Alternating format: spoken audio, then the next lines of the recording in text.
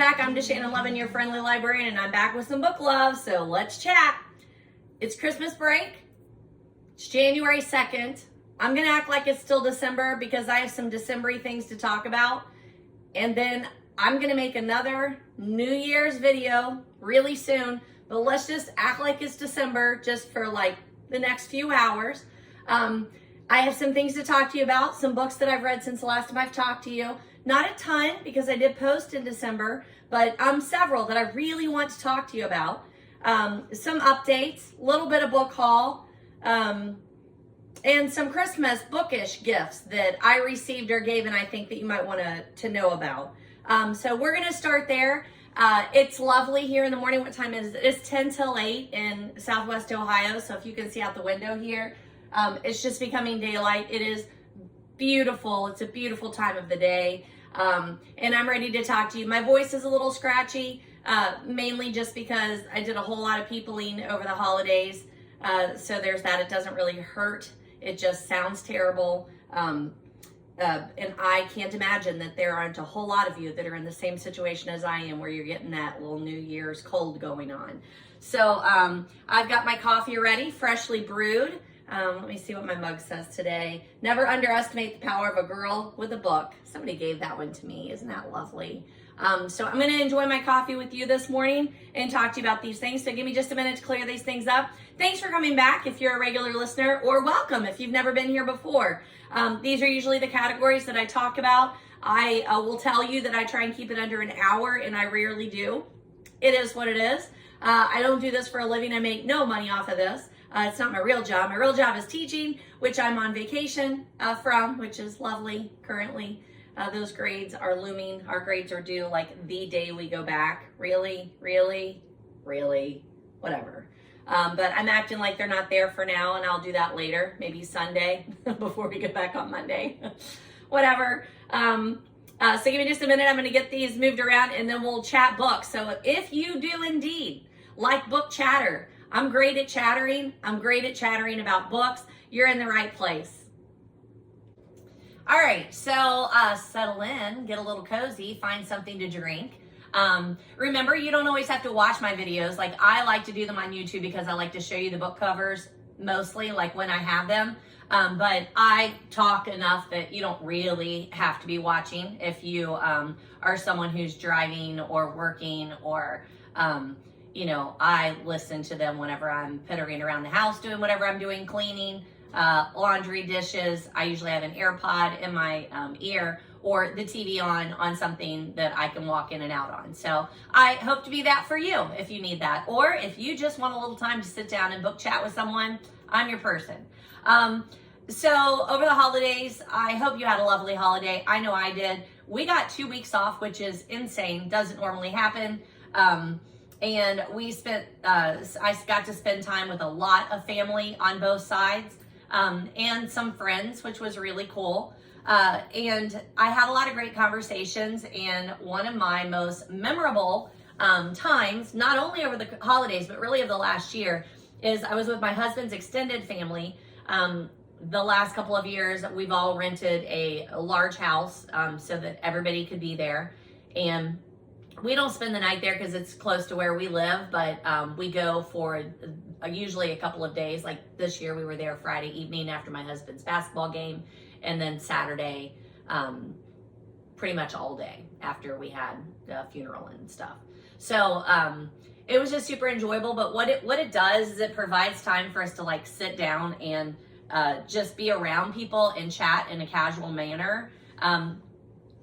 Because it's longer than a dinner, you know, and you're not necessarily eating. And the house is big enough so that you can have these little pockets of conversation.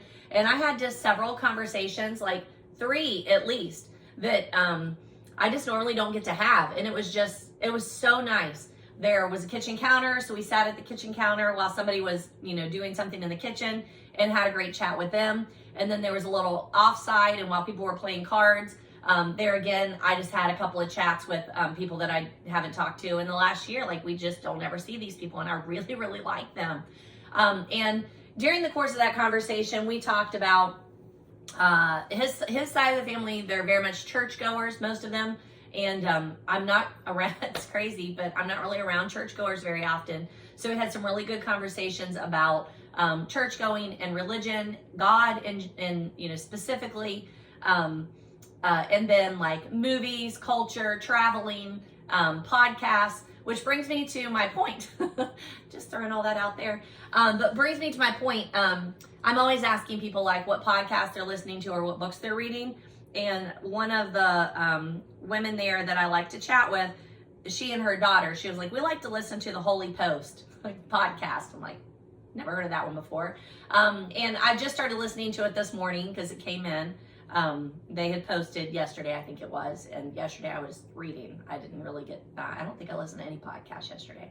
But it's called The Holy Post. It's run by one of the guys who used to be the voice of the VeggieTales, or the creator of the VeggieTales. I'm being very general here because I haven't done any background on it. It's just what they told me, and he actually mentioned it already in the podcast. And the episode that I'm listening to says mailbag, oh, come on. Mailbag 650, mailbag, past regrets, future hopes, and fitting everyone in heaven, The Holy Post. And I already love it. So that didn't take long. Like there's a little bit of banter at the beginning that I don't understand because I don't know these people. Some sponsorships, fast forward through those. But then they had this segment called Public Statement Regrets that just hit home. I loved it. They've already said some things that I need to apply, such as making vast generalizations on why people do things. We all need to be reminded of that. Like, I honestly don't know everything. It's surprising. Sometimes it's surprising to me, but it's been good so far. So I'm happy to hear that one, as if I needed another podcast to listen to, but I do. I love podcasts. So throwing that one out there. And then the last episode that I had with you, I don't own most of the books I read in the last month, and my printer is broken. So normally if you're watching me, I'm flipping actual papers that I printed out from Goodreads, my reviews, to, you know, help me along there. My printer broke. First it ran out of ink, and it's been like the screen of it's been gone for a while, like fuzzy, you can't read what the problem is, and there's obviously been a problem. I've been ignoring it. But then my ink ran out, so I spent $100 on ink. And then when I put the ink in, the ink is now working, but now the printer is not, and it's like fatal error. So I really think I'm gonna just have to break down and buy a new printer. And I print a lot. I love to print. Stella just helped herself back into the house. I'm gonna need to go shut that door because I think it's like 20 degrees today here in southwestern Ohio. I have on my book leggings and my bookish t-shirt here because I'd rather be reading. I'd rather be with you right now, but let me go close that door, and I'll be right back. Okay, so what was I gonna just tell you? Oh, I've got to light a candle. That's what I've got to light a candle. Last time I did this one too, Holly Pot Stoneware Candles by Emma, Snowed In. I bought this in Little Nashville, Indiana. I've already talked to you about it. I do love it, but we are supposed to get hit with snow, not only today, but like the next couple of days, especially Sunday. And Sunday is when I have that class at the book bus, which I'm super excited about. It's that ornament where you have the little miniature books. So like we gave them the covers, and then we're gonna make those things. So I'm super excited about it. It's like 3 o'clock in the afternoon, and that is when snow is supposed to be here. So I hate driving. I hate driving in the snow. I hate being out when the roads are terrible. All the things. So we'll see. I'm a little concerned about that. And then we do go back to school on Monday. Monday's a professional day. I have one match left, so I'm not going to put it up. I'm going to put it every year so I remember to get you some new matches. We have a professional day on Monday, and then the kids come back on Tuesday, so we'll see, because the original one was 3 to 5 inches Sunday night, and then it was like 1 to 3, and then it was 1 to 3, and then 3 to 5, so, I mean, who knows? And my husband is the weatherman. He's the weatherman for school. Like, people come up and say, what do you think, Mr. Lovin? Are we going to have a snow day? And he's usually right. He is usually right. And he has learned not to say too much too soon. And then daggone it if he didn't say, oh, our professional day is going to be canceled. I'm like, dude, don't say that to me. He was like, you've had 2 weeks off, and you were seriously like hoping for a snow day? I'm always hoping for a snow day. Yes, I'm always hoping for a snow day. And I know I've had 2 weeks off. And I talked to my coworker Stephanie yesterday. Her mom's not doing well. So we were on the phone for about an hour just chit-chatting. And I said something basically the same thing to her. And she and I agree. Once we're there, we are all in. Like we love our jobs. We love being there. We love the kids. We love the job. We love what we're doing. Once we're there, getting us there is awful.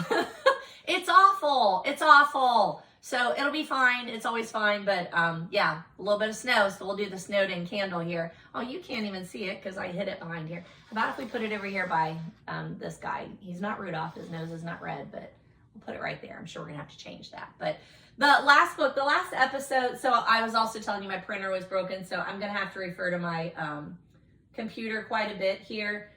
Episode 54, the last book I talked to you about was the Everyone This Christmas Has a Secret by Stevenson. It is part of that series, Everyone in My Family Has Killed Someone, which I read earlier this year. The Christmas one is the third one, so I'm missing number 2, Everyone on This Train Has Killed Someone, or something like that. I don't know, something like that. Is a suspect, I think that's what it is. So that's definitely on my TBR for 2025. Gonna wait until the next video to talk to you a lot about that TBR. The other thing that I think, see, this is the book chatter part. You're like, lady, are you ever going to tell us about a book? I really am, but just hold on, book chatter. Another conversation that has come up a lot this past month in December. Whoops. Oh, I can't silence my phone. I'm sorry. I'm waiting to let someone in the gate. We live in a gated community. He's working on someone's house and he doesn't want to continuously call them to get in. So it's been me for the last week. And yesterday I saw his Happy New Year's post or message that he sent me. And I just didn't see the message right previous to it, which is I'm on my way there. And so I saw Happy New Year's and I had my phone silent and I missed his call. Then he had to call my husband, who luckily was sitting right there, and let him in. And, you know, I was like, sorry, DaShannon apologizes. But then we talked to him on the phone quite a bit last night, and he just kept on and on about, yeah, if DaShannon will let me in, I guess I'll go to work tomorrow. So, my bad. But I'm not silencing my phone. That's what I know. Ooh. So I don't have a copy of that one. I listened to the audio. I talked to you about it last time, so I don't want to go into it a lot, but I did want to mention it again because this is a December video, kind of. It was so well worth it, and it also came up when I was at that extended family Christmas. Someone there was reading it, and she was reading it in print, so I got to see the print version, and it's just lovely. It's set up like an advent calendar. It was just a fun one. So I have talked to you about this before, and I'm going to do it. I'm making a list of all the books that I read seasonally or want to read seasonally, and that's part of my reading list to be read of 2025, which I said I was going to talk to you about, and then I got off on the other track because I'm still waiting for him to come in. A lot of book chatter this December about those to be read lists or reading lists or planning your reading. And I know a lot of people just don't do it, and I'm shocked. I thought it was something everybody did. I owe a lot to my high school AP English teacher, Sharon Hart, who still lives in the area, so I hear. I would love to run into her and just thank her for how she changed my life. But she had us start keeping a list of the books that we were reading. She's the first person that I remember really talking to me about the process of reading. And, you know, I then went on to major in English in college. Actually, I majored in education, but teaching English. And I, looking back as a teacher now, seeing students leave, I'm sure she was like, sister, you can't do that. Like, you can't do that. But she put me on the path to do that. And then I stepped up to the challenge. I guess that's all I can say there. So thank you, Sharon Hart, Mrs. Sharon Hart. But I have always I've always kept a list of the books that I've been reading because of her, like handwritten, and then it went to the computer.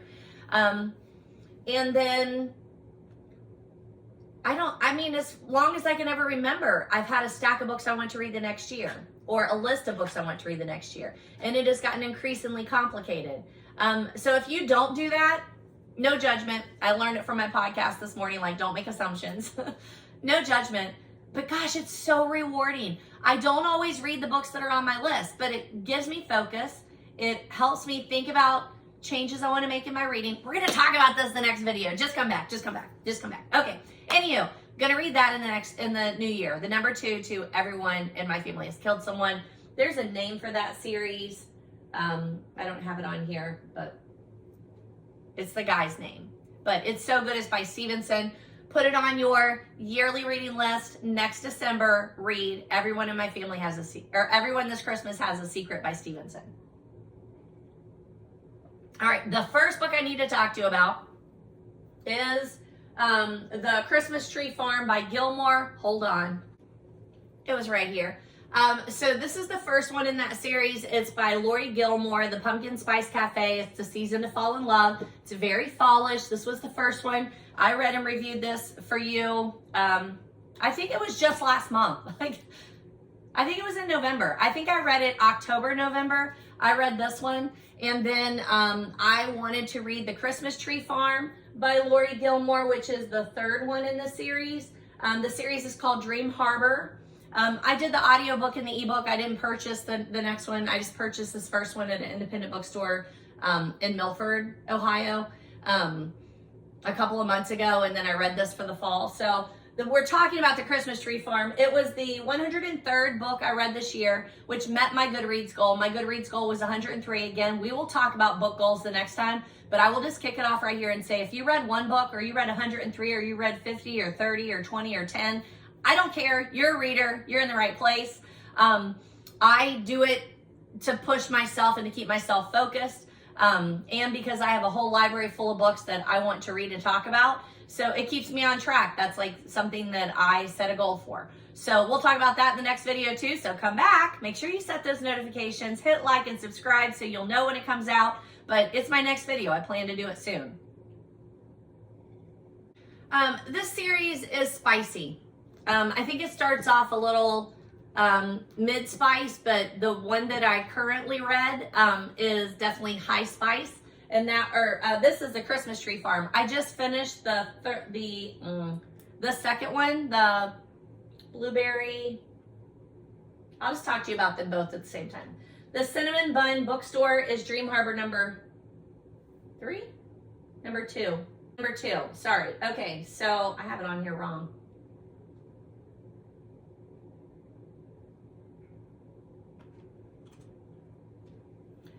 So I read that one, and then I did the Christmas Tree Farm, Dream Harbor number 3, and then I went back and picked up the second one, the Cinnamon Bun Bookstore, Dream Harbor number 2. I really like the series. I love the characters. I love the plot lines. I love the banter between the two people that are going to fall in love who don't mean to fall in love. I think it's super well done. The spice is a little heavier than I like, to be honest, but by the time I get to that, I'm so into the story and the characters that I'm fine with it, and I kind of gloss over it. It's our book club, the book club that I started like 30 years ago. We sometimes joke about like I didn't put my rings on. Well, I put one on. I put my Harry Potter ring on. We joke about like keywords or key statements that people make in these types of spicy books. And my book club loves like historical fiction and nonfiction, and we do some fluff books, but not a lot. We've done a couple over the years, but that's been, what's called the busting bodice or whatever. And there are a couple of words or phrases that I am not gonna say on my video, and this has all of them. So but I enjoy it. I think it's a great series. I think it's something that a lot of people enjoy, and if you don't mind some spice, it's a little spicier as it progresses. I felt like 2 was spicier than 1 or 3, but 1 is in the fall, 2 is like late summer to fall, which is weird, and then 3 is Christmas. And the next 2 are coming out this year. They're not out yet, so I'm caught up with the series, but I will continue this series. Every series builds on the one before, not as in a series, it's always a different couple, but like the series that was the focus of book 1 are in this book 2, like they're really good friends. They're in the same friend circle as the people in book 2, and both of those are also friends and in the same friend circle in book 3. So I really like it. I think it's super well done. It's very entertaining. Definitely chick lit. Not mysteries, so slice of life. It has those like cozy mystery hallmarks, like small town, small community, great group of friends, but it's focused around a problem rather than a mystery. So highly recommend it. It is the Dream Harbor. It doesn't say it on here. Isn't that odd? The Dream Harbor series. And you know, you would be fine. Like start looking for them in half price books, maybe if you don't want to purchase them, or get yourself on the list and put it on your reading by the season for next year, and start Pumpkin Spice Cafe in say September or October, and then do Cinnamon Bun Bookstore, and then do the Christmas Tree Farm, and then you'll be ready in 2026 to do the next 2. So I would highly recommend it. I really enjoyed it. I think I said that like 17 times, but I mean, it's not deep. It's not a book club book, but it's a read it and enjoy it kind of book. I loved it. And the audios, okay, that's the other thing I really should have said. The audios are really good. So some of them I read in print. I read this one in print. The other ones I read ebook, or I listened to it. And when I started listening to the audio, I'm like, this lady, her voice sounds old. She sounds like me. Like I am a 50-year-old woman. The people in here are 20s and 30s. Like they're not 50-year-old women. Why are they having this lady narrate this book? She has totally won me over. I really, really love her. I don't know if she's 50. I didn't look her up. But she changes her voice for the characters just perfectly.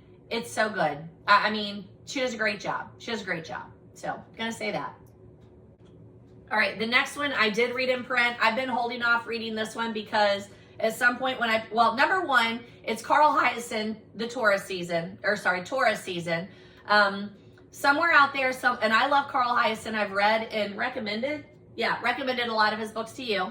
But somebody said this had to do with pro fishing, like fishing the circuit, which my husband and son like to do. They aren't like, well, they do the pro side, but they don't like go on the tours. If you know the fishing world, you know what I'm talking about. But they do lots of fishing tournaments in the BFL and others.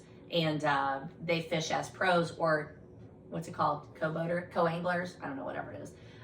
So when they said that, I was like, oh, I'm going to track that book down. It took me forever to track this book down. And then once I tracked it down and picked it up to read it, it says, on the morning of December 1st, if I see something like that, I set it aside, I put it on my calendar, and I want to start it on the day it talks about. I love that. There's a whole thing about that. I've started a list. I say there's a whole thing about it, like I'm the only one who really talks about it, so I don't know if there's a whole thing about it, but there should be a whole thing about it. I love reading seasonally. I love seeing a date in a book and reading it during the time that it states. I've done that so many times, and I feel like it's serendipitous. And so I shut it, and I've been putting this off. And then last year I didn't get to it. And then this year, like I put it on every calendar I have, and I'm like, I'm going to read it. And I did. It's not good. It's not good. I love Carl Hiaasen. I don't think I've ever read a book of his that I didn't love. It's okay. Like it's a 3-star, but if you're going to read Carl Hiaasen, not this one. His other books are so much better.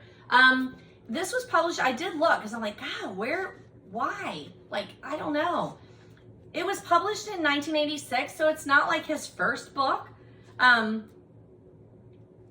don't know. Don't love it. If you're a Carl Hiaasen fan, it reads like Carl Hiaasen. The short, choppy, it doesn't have enough banter in it for me. I don't like the characters enough. He usually has a really strong a really strong male lead who's snarky, and the lead in this one is okay, but like I don't remember his name. Like that's how unremarkable he is. So I'm not going to say a lot about this one. I will tell you, I'm a huge Carl Hiaasen fan. I love to read his books. I love to read his like nonfiction essays. I follow him online. He's been on CBS Sunday Morning. I've listened to him on NPR. Highly, highly recommend Carl Hiaasen, but not this one.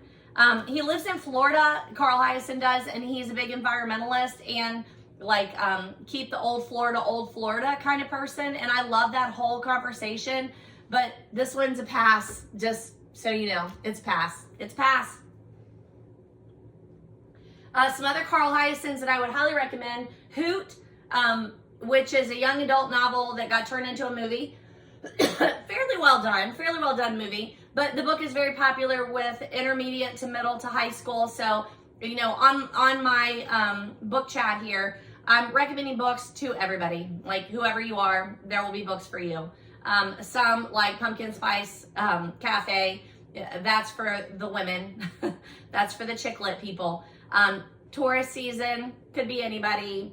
Now, I say that, adult. But Hoot, even though it is written for intermediate to middle, I would say anybody could read that book and enjoy it. It's really well done. Sick Puppy, I love that one, based in Florida, environmentalism, it's a good one. Skinny Dip was fun and entertaining. Stormy Weather was funny. It was funny and clever. I still have a bunch of his books: Basket Case, Flush, Nature Girl, Scat, Skin Tight, Snake Island, Star Island. So I'm going to read more Carl Hiaasen, but that one's going to slow me down. It is. Just, I feel like they're great summer reads. That's when I usually want to read Carl Hiaasen, or on spring break, but I'll pick up another one this year, but I got to get over that one. He also has a TV series out right now called Monkey Man that I've mentioned to you. Vince Vaughn, I think, is in it, and it's based on another book. It's not called Monkey Man, the book that it's based on. I can't remember what it is based on, but it's not gotten great reviews, and it's on like Apple TV or some platform that I don't have. Just real quick, where are you? Here we go. I had this book in my seasonal shelf that's right here, and I thought I had read it and had it on my list, and I didn't. So this is super tiny, and yes, this is the shortest book I think I read all year. Check my Goodreads, my year in review if you do that. But I mean, it's super tiny. But it's Mary Engelbreit, and I just mentioned to you right there, The Night Before Christmas by Mary Engelbreit, the illustrated. So you can see her aesthetic, her style. But I didn't have this on my list, so I went ahead and added it, read it and added it. Claus in Effect, it's illustrated by Mary Engelbreit. It has a lot of her Christmas illustrations in here, which is what I'm totally here for. I love Mary Engelbreit. I've told you my kitchen, which is like right there. I have the dishes and lots of her little knickknacks, but I love her art. She has a great online profile. She does get a little political. Doesn't bother me, but it might bother you. I hope not, because she's totally worth it. So just added that one. I also have little books that are like that for spring and autumn. They're very seasonal, so throwing those out there. Okay, so this is a reread for me. The Genesee Diary. See what I mean? I'm all over the place. When I do this, I'm like, I'm normal, right? Like, don't you do this? The Genesee Diary, Report from a Trappist Monastery, Henry J. M. Nouwen. I read this back in college for a class that I took.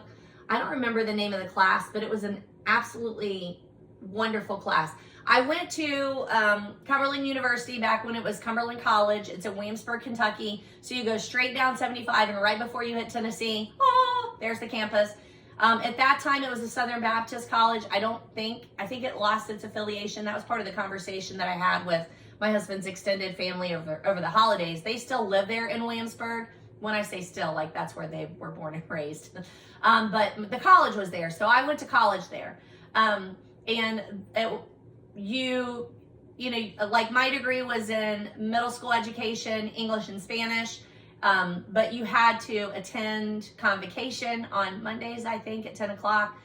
You had to take some religion courses, and this was a religion course that I took, and whatever the class was, life-changing. There are several books I read in that class. Richard Foster, this, I'm looking because I keep them on my like read them every year stack. Devotional classics, St. Augustine, Confessions. Like those are all books that we read within that class, and it was so good. The conversation was good. The reading was good. It really made me dig into religious reading. And so with this one, it does, like on the back, it's got religion right there. Henry Nouwen just became one of those names that I then always looked for books that he had written, and I want to read more. I would read anything that this man writes. This is my second time reading it, and it's lovely. I'm going to need to refresh my coffee. And actually, I'll show you something. Hold on. Okay, so my son and daughter-in-law, can I just call her my daughter? That's what I want to do. Can I just do it here on the videos and then we'll just go from there? They got me this mug warmer. So, you know, you plug it in and then I had to wait until I got here to talk to you before I did it because it gets so super hot. But you just touch it and the little red light comes on and it keeps your mug warm. Like, so like my coffee has gotten cold while I've been sitting here talking to you. It's been like 31 minutes, I think. But it's already gotten cold. I've been using this since they gave it to me on Christmas and it is ridiculously awesome. It really does work. So I've actually been wanting one. My mom has one. I think they got it for her for Christmas last year. Maybe I just kept saying, oh, that's really cool enough so that they bought me one. But I really love it. I love it. So that's really cool and I highly recommend it. If you're someone, the thing is, like, I've been using it here at home. I was thinking that it would be like for school, but I don't think I'm going to do that. Number one, because I usually drink out of a thermos at school, because I start drinking at the beginning of the day and then a coffee. And then like it takes me a couple hours. I get interrupted a lot, obviously. So it's worked probably better for me here at home where I can leave it in one place and I get to drink coffee for the next, like 2 hours. Refilling it from my pot of coffee. I'm the only one who drinks coffee in my house.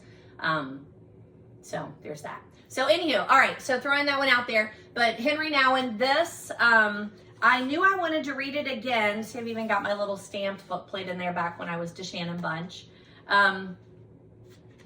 It starts in June. So it's June, July, August, September, October, November, December, like such. So I don't know what that word is. I'm gonna have to give some thought to that, like what that's called. But I wanted to read it again, so I put it on the list. And in June, I had it on my calendar. I'm like, hey, start rereading the Genesee Diary. Nouwen, he's a, I don't know, minister. I don't know. I should know that. Some kind of a minister or someone who writes a lot of religious things. I don't know why I don't know that.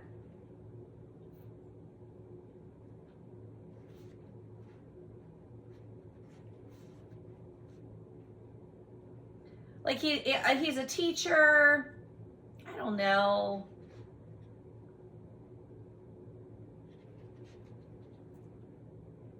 I don't know why it doesn't say, but it doesn't really seem to say. I've just always assumed he's like a religious teacher. But he wanted to like step aside for a little bit, and he decided to do that at a Trappist monastery in, I believe, New York or New Jersey. He stayed there for 7 months and just tried to slow down and really spend time with God. And doing that at a monastery is definitely the way to go. I wish we all had that opportunity. I know I would love to. I hear there is one somewhere like in Kentucky that you can go to and spend some time at. I need to look into that, but I don't know when that would happen. Retirement, maybe? So good. My husband also bought me a lot of coffee for Christmas. I'll have to look up and tell you what it is that I'm drinking because I don't know. But it's good. It's very good. He said he decided to go to the monastery, and I like this line. He said, maybe I spoke more about God than with him. And I still have my notes in here from when I was reading it back in the 90s. Oh, here it is. I stopped at the Trappist Abbey of Gethsemane. There we go. In Kentucky. Gethsemane in Kentucky. But then that's not where he spent his time. This says Abbot of the Abbey of Genesee in upstate New York. So that's where it is. And then he decided to stay there. So on June 1st of 1974, after a lot of desk cleaning, I flew to Rochester, New York to live as a Trappist monk for 7 months. And on Pentecost, June 2nd, I started to write the notes that found their final form into this diary. So it is a bit of a diary, a slice of life kind of thing. Lots of musings on what his conversations were that day or things he's been thinking about. It's exactly the kind of diary journal keeping that I want to keep. And it would make me think of things. So like I would write in the margins when something caught my eye and made me think about it. Did a lot of underlining at the time. And then I did further underlining this time through. This is definitely a book that I could read again. And I highly recommend it if you are looking for, a daily reading, because it does go by the daily. They're very short. Like sometimes it's a paragraph, sometimes it's a page or a page and a half. But it's a good one that you could use as like a daily devotional. And that is the Genesee Diary, Report from a Trappist Monastery by Henry M. Nouwen. I have a couple of other books by him that I've read, that I want to read. They're on my TBR, and I've mentioned them to you and shown them to you. Adam, God's Beloved, Discernment, and Befriending Life. If they're in one of these stacks, and they may be, I'll show you those before. Oh, there they are. I can see them. So I'll show you those covers whenever I get up and get those for you. And that was number 106 for the year. 107 was Rachel Hawkins, Beatrix Green. Now, this was a podcast. I've been listening to it for a couple of years. It was released as a podcast, so it's a bit of a performance. But Rachel Hawkins, I've talked to you about her. She also did the Hex Hall series. Maybe I have not talked. Have I talked to you? I've not talked to you about her. Yes, I have. Oh, there it is. Okay. I've talked to you about this podcast and the fact that I've been listening to it for a couple of years. It is paranormal, supernatural. Would it surprise me if it was young adult, but I don't know, like young adult, new adult-ish maybe. There's nothing crazy in there, but it was a good listen, especially for a seasonal read during October would be a great one. I'm sure you can still find the podcast of it, or Rachel Hawkins probably has it on her actual website somewhere. But the other book that I've talked to you about by Rachel Hawkins is The Wife Upstairs, which was phenomenal. I talked to you in episode 17, which is a long time ago, and I still vividly remember that book and would recommend it. It's a psychological thriller for adults. The squirrels and the birds are going crazy outside today. They must know snow is coming. The Wife Upstairs was just such a phenomenal thriller. Would be a great read, would be a great listen. If you're looking for a psychological thriller, it keeps you guessing to the very end. It has a fabulous ending, a bang of an ending. I love it. So highly recommend that one. That's Rachel Hawkins. And then she has a couple more that I'm interested in. The Villa is supposed to be Frankenstein inspired, and I think it came out here just in the last couple of years. Do I own? I might own. No, I don't own The Villa. Maybe I don't own any more Rachel Hawkins. Doesn't look like I do. I don't know. Who knows? But that was number 107. I don't have a copy of it because I listened to it on the podcast, but I really enjoyed that way of listening to it. The squirrel is going to commit suicide here. You can't do that, dude. He's jumping from, we have a hanging hammock chair, and then there's a portable heater, and he's trying to jump from one to the, why? There's nothing there. I don't know. Anyhow, the next one was number 108, and that was this. This is another one that I've been reading for a while. I've had it for a long time. Sowbelly. It's by Monty Burke, The Obsessive Quest for the World Record Largemouth Bass. Who would have thought when I started these videos, I would have a video that I talked about 2 books in the same video about fishing.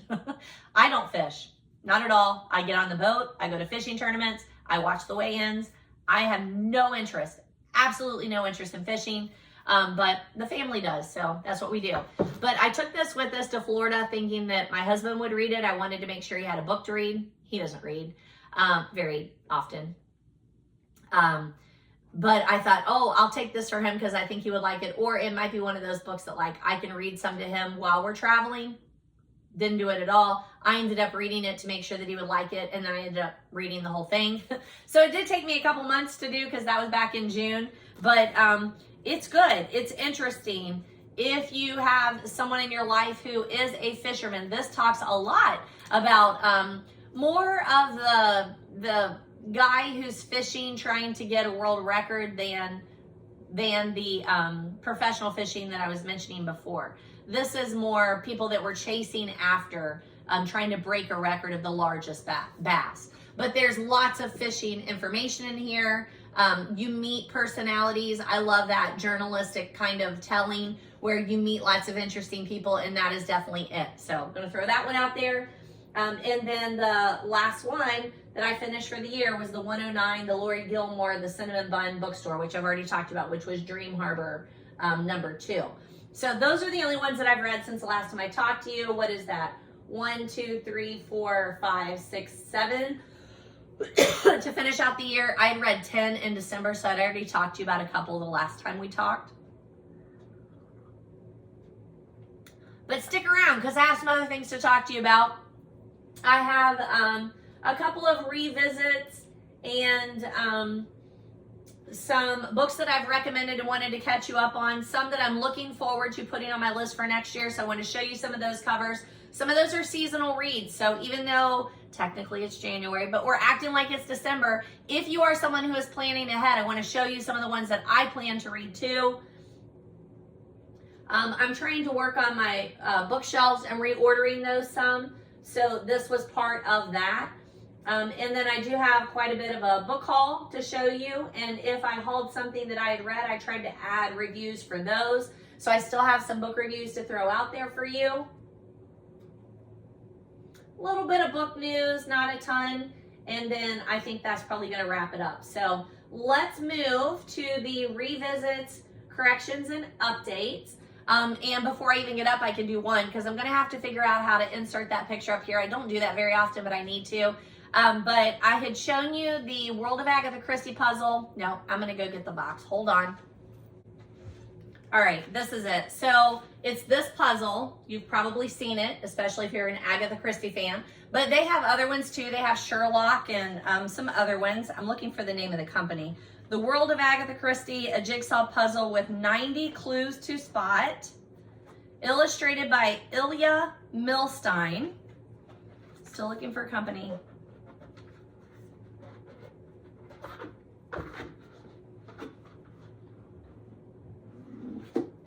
I'm going to show you the back of that. Follow the trail of murder and mystery set by the Queen of Crime. Travel down the Nile on the Orient Express and into the drawing rooms of English country homes. Hot on the heels of Perrault, Miss Marple, and other famous characters. As you piece together this detailed jigsaw puzzle featuring Agatha Christie and her real life inspiration.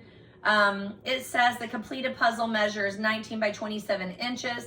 And it has this fold out poster. So this is what the puzzle looks like when you do it. But if you look at the back, here are all of those Agatha Christie clues. It's amazing. I highly, highly recommend this puzzle.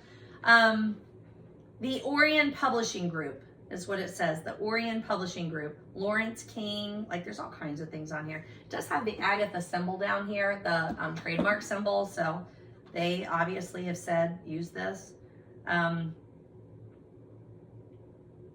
Agatha Christie Limited. LawrenceKing.com is where it looks like you can find this. It says it retails for $21.99. It is so worth it. I didn't buy it. I've seen it. I'm not a big jigsaw puzzle person, but when it's Agatha Christie, I will try anything. And I saw someone that I am friends with online. Thank you, Nikki George. She had this and was doing it. And then I was like, oh, that is awesome. And she's like, hey, I can pass it on to you when I'm done. Yes, please. And so I will do the same. If you've been here before, you know, I read Agatha Christie. I started a group back in 2022. We are reading Agatha Christie's novels in alphabetical order, in chronological order. We meet tomorrow night. Yes, we meet tomorrow night to discuss Black Coffee. I'm looking to see because I can never remember what number we're on. We just completed number 49, which is Witness for the Prosecution. Yep. Witness for the Prosecution, which is actually not a novel, it's a set of short stories. So we are following the list that is the official list on the official Agatha Christie website when it does the chronological listing there. So that's where we are to start the new year. But I'm just telling you, this is really awesome. And I've had a lot of time poring over all of these clues that were in there. So I pulled it out. This was our first Christmas that we have one son, Harbor. I know that always is like, what? But we have one son. He's 27, I think, 26, 27. He got married this year. If you've been with me, you know this. But this was the first Christmas ever that he was not home. It was rough. for us. Probably not for him, but for us it was. And so I was a bit worried about like what that would look like, but it was fine. It was great. But I pulled out this puzzle and I told my husband, I'm just checking again. Where is that guy who said he was coming? Maybe the timing. Yes, he's going to tell me. I pulled out this puzzle and I said, hey, I thought maybe we could work on this like as the day progressed, because I don't think we're going anywhere today. And I put it out on the table and then we became obsessed with it, which I think is probably what jigsaw puzzles do. And then it did take us a couple of days to do it. We had to like step away and come back. And note, interesting, it affected my husband's vertigo. So over the extended like break there with family, there's a doctor in the family. And so sitting around the table, I said, hey, quick question, medical question. He was like, oh my gosh. I said, I know, you know, like I do hate asking him medical questions, but I said, I had a jigsaw puzzle that we put out over Christmas and John was doing it and he complained about his vertigo. Would that really affect his vertigo? He's like, absolutely. Like the constant motion of doing that, you're juggling those little things around, those little crystals in your ear that cause vertigo. So beware. I guess we're not doing any more jigsaw puzzles. We'll stick to crosswords, but this one was really fun. We both really enjoyed it and I highly recommend it. This year, I'm hoping that with my Agathas that we're gonna put on our pants and actually meet in person somewhere. And I'm gonna take this and see if somebody wants to take it with them. But not after, but only after I continuously pour over this thing for a while. So highly, highly recommend. It was super fun. And thank you, Nikki George, for sharing, and I'm passing it along. Stick that there. And then I did pick up those other, not that one, those other Henry Nouwen books. Here's Adam, God's Beloved, which I thrifted. I'm pretty sure, though, that I've already shown you these. Henry Nouwen's Discernment. And then Henry Nouwen's Befriending Life Encounters with Henry Nouwen. It says Henry Nouwen, 1932 to 1996, was a Catholic priest who taught at several theological institutions and universities in his home country of the Netherlands and in the United States. He spent his final years of his life teaching and ministering at L'Arche Daybreak Community in Toronto, Canada. His writings have touched millions of readers around the world, and since his death, recognition of their enduring value has continued to grow. And that's what I would say. It's enduring. Like, I read it in college. I think about it often. I wanted to reread it. Oprah Winfrey, one of Nouwen's many admirers, ran an extensive excerpt from The Return of the Prodigal Son in her magazine O, with Hillary Rodham Clinton contributing an introduction revealing the profound effect Nouwen had had on her life. That's really interesting. So any of these, this is edited by Beth Porter, but the other ones look like they're actually by Henry Nouwen. So I'm just going to make my way through all of his works because loved it. Talking to you about this one in the next video. So here's a little teaser. I've already read it, but I need to review it for you. All right, the next two that I want to mention, I have one of them. And I had told you that I thrifted it not too long ago, but I did not have a review out there for it. So I added the review, but once again, I can't print it. So there's that. But it's Graceling by Kristen Cashore. I don't remember it being quite this thick. I mean, that's a pretty hefty book. Where are we falling in at? 470. That's chunky. But I enjoyed this book a long time ago. Let me pull up the Goodreads so I can tell you exactly when I read it. But I highly recommend it. It's an easy one for me to recommend, and I'm glad I got a copy of it.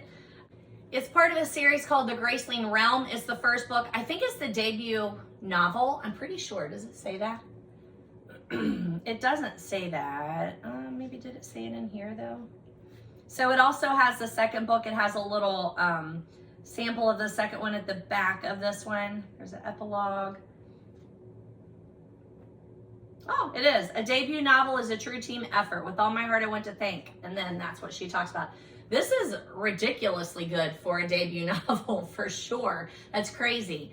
But Casta has been able to kill a man with her bare hands since she was 8. She's a Graceling. I know that sounds like high, violently yucky, and this book is not. Like, there are parts of it, but not like that.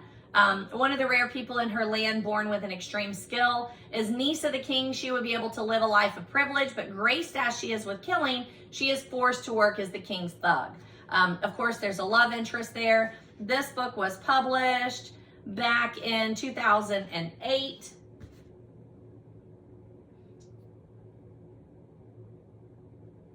I gave this one 4 stars because I really enjoyed it. I thought it was good, and because I've been able to remember it across time. So I read this back when I was a high school librarian, reading as much of my library as I could so that I could put the right book in the right hands. And I really enjoyed this one. I'm not a huge fantasy person, but when it's done well, I enjoy it. I read it in 2010, so it came out in 2008, read it in 2010. I continued to order the series and recommend it to my students. Young adult, new adult, it's probably in there. If you are someone who's like reading like Fourth Wing and A Court of Thorn and Roses, there's no spice in here. There's definitely love interest, but there's no spice in here. But you're maybe trying to find books that you might want to recommend to some of your younger siblings or friends who want to read that kind of science fiction, fantasy, not science fiction. This would be it. I don't remember there being anything in here untoward. That's no spice, but romance and love. She's a really strong female lead, which I love. Like, that's another thing that I'm constantly looking for to recommend are strong female leads. Just an easy one to recommend. So throwing that one out there, kind of getting caught up because I did thrift it in the last couple of videos. I borrowed from a student, Cowthorn's 5 Nights at Freddy's, Tales from the Pizzaplex #3, Somniphobia. So there's that. I keep hearing about the 5 Nights at Freddy's series. I know it's a book series, but it's also a game series maybe, and maybe even movies or something. So I'll have more to talk to you about on that later. But I hear about it so much that when I saw that a student had it and she had read it for her independent reading last quarter, I said, hey, do you own that? She said, yeah. And I'm like, can I borrow it? And she's like, absolutely. So I need to be reading that soon and giving that back to her. And even though it's #3, I bet I can probably catch on to what's going on and read it enough for what I need to. But I'd love to hear from you if you're a 5 Nights at Freddy person and you know something about it. This is one of those things that I feel like I need a like crash course in it before I take it on, but who's to say? And I have a copy of it, but either I don't have it here or it's going to show up, but I probably left it at school because that's where I'm reading it. All right, so since episode 39, I've made a concerted effort to make sure that I'm telling you the books that I have recommended in my classroom. Small, rural, high school, Southwest Ohio. I teach English, mainly freshmen. I do have that one class of young adult literature this year that I have freshmen, sophomores, juniors, and seniors, but it's a small group of readers.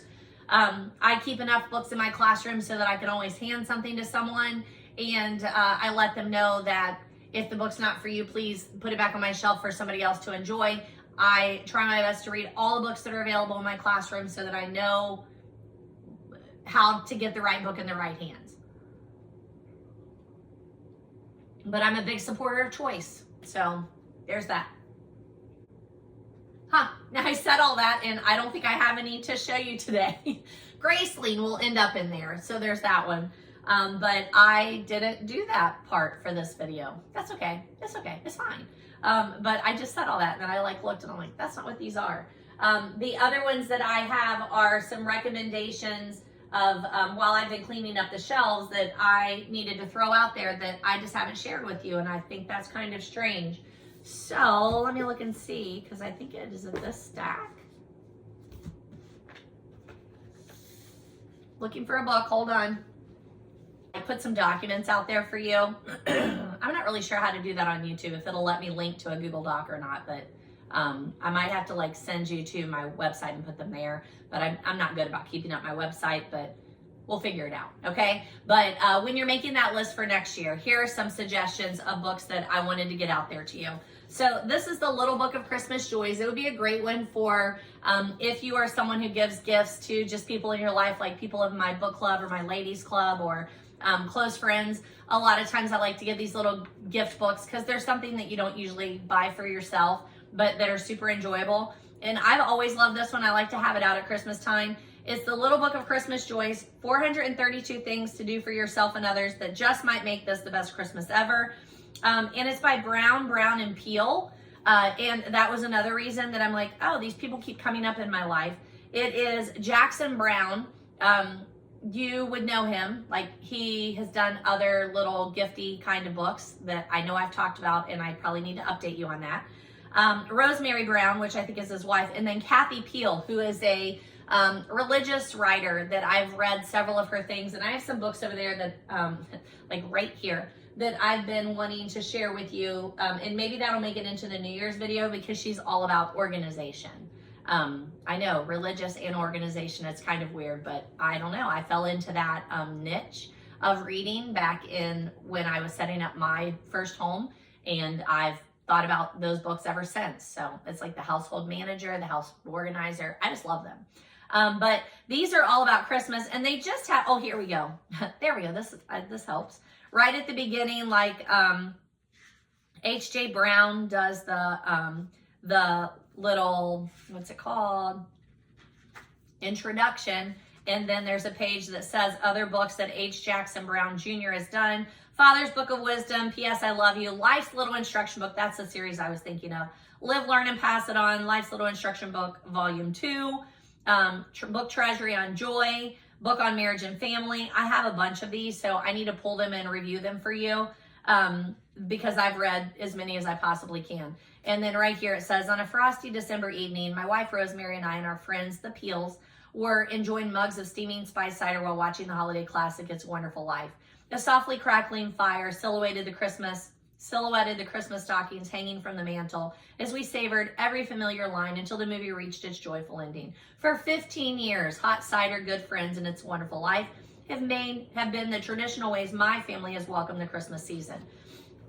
Funny story, I have watched It's a Wonderful Life for as long as I can remember, every season, sometimes twice, for as long as I can remember. My husband and I celebrated our 30th wedding anniversary this past summer. I, had stuff at the table I was working on. I turned on It's a Wonderful Life. My husband sits down and he's like, what's this? What? What's this movie? How? How have we lived in the same house for 30 years and you've never seen this movie? But I don't know. He hasn't. He was like, yeah, it looks somewhat familiar, but yeah, I don't think I've ever watched it. Okay. Sat there and watched the whole thing and was amazed. How's that happen? So at the family Christmas, I said to his mother, I have a bone to pick with you. How did you raise him? How did you raise him prior to me raising him? And never watched It's a Wonderful Life. She was like, yeah, that's not one of my favorites. And his mom is someone who watches classic movies, musicals, like he's very well versed in musicals. How's that happen? Anywho, one of life's joys, sharing It's a Wonderful Life with him. I highly recommend this little book though. So some of the tips.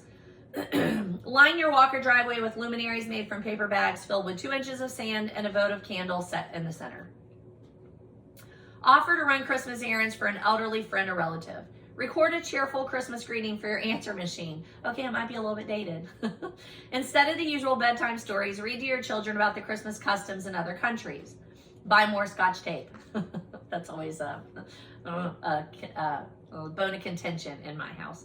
Take a child to the library and check out a book of Christmas stories. So they're just delightful. I highly recommend it. I already had the Goodreads printed out of that one, so just wanted to tell you about that one. So let me just make sure it had a Goodreads. I just never had talked to you about it on this channel, and I wanted to do that. Highly recommend. The next one, let me move these out because we're kind of to these Christmas ones I tried to catch up on.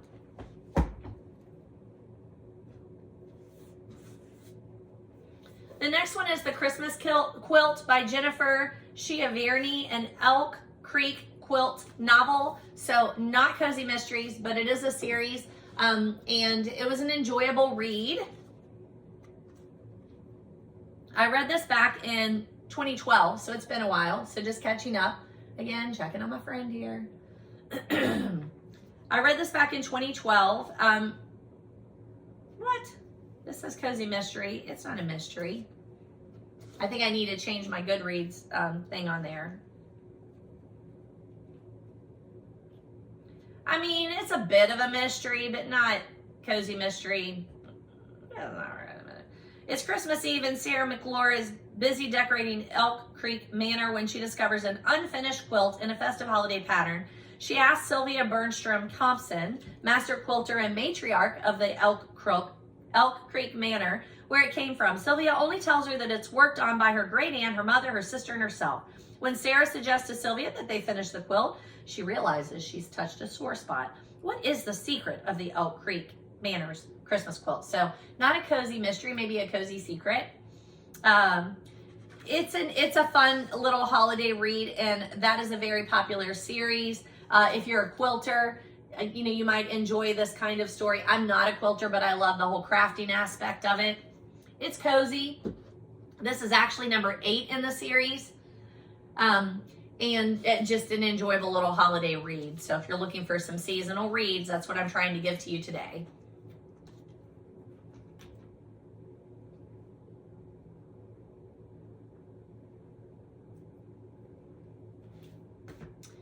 Christmas is Murder. That's more my style, right? A Rex Graves mystery by C.S. Challinger.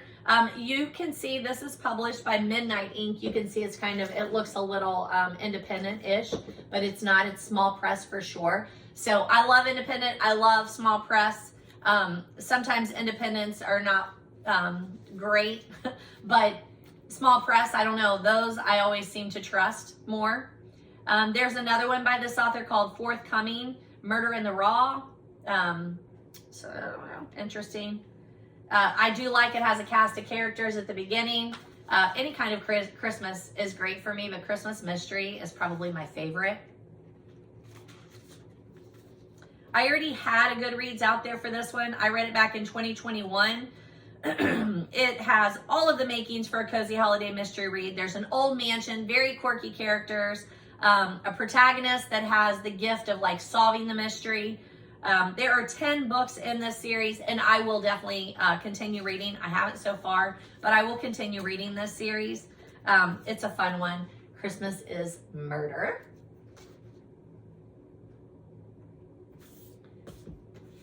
I hear about this one a lot. I probably should start doing this. In my Killing Time with Cozies mystery YouTube video chat, this one comes up quite a bit. I know I'm very distracted by my phone this time, and I apologize, but he gave me such a hard time for missing his call yesterday. But this one comes up quite a bit in that book chat. We Wish You a Murderous Christmas. When I say this one, it's this author, Vicki Delaney. And A Deadly New Year is the little subtitle there. You know, it's one of the reasons I love cozies. Look at that cover. Let's see. Okay, here he is. He says, halfway there, you can do this. I had a Goodreads out there. I read this back in 2018.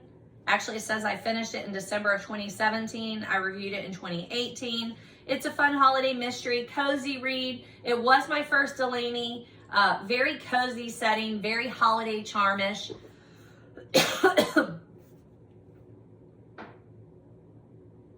The setting is Rudolph, New York, and it is always decorated for Christmas in Rudolph, New York.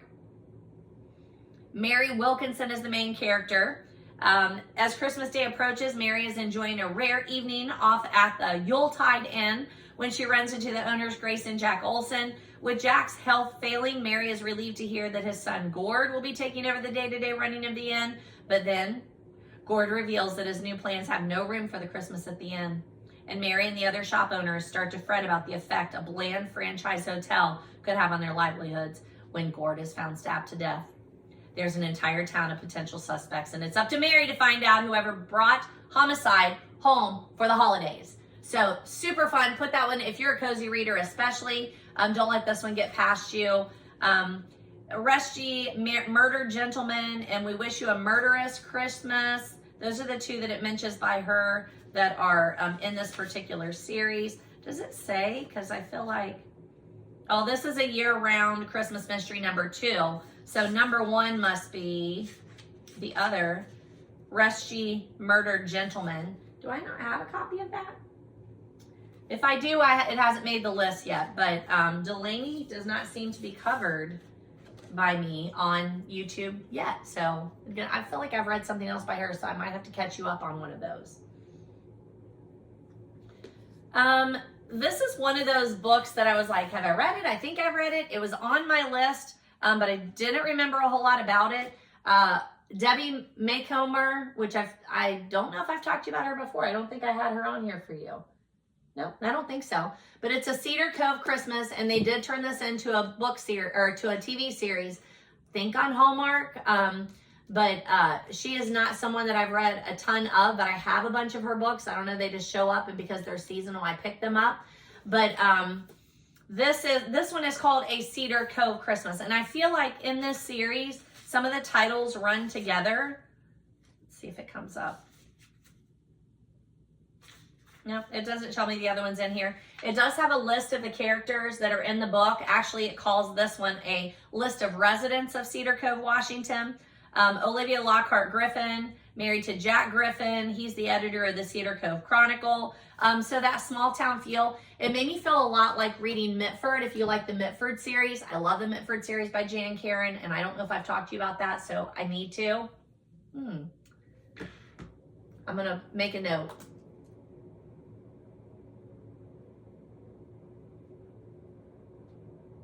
Surely I have. Yeah, I have. I see it. But that's a series that I highly recommend. And then I also did this other Debbie Macomber. This one is not Cedar Cove. This one's called Starry Night. But these are definitely like, instead of cozy mystery, these are cozy romance and very seasonal. This one's set in the Alaskan wilderness, so, you know, if setting is a thing for you, Alaskan wilderness is great.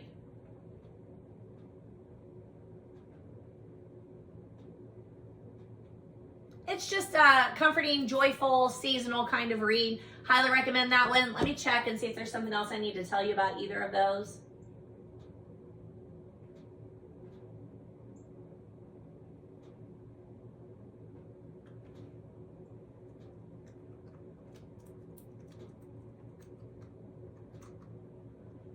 Cedar Cove Christmas is number 8.5 in the Cedar Cove series.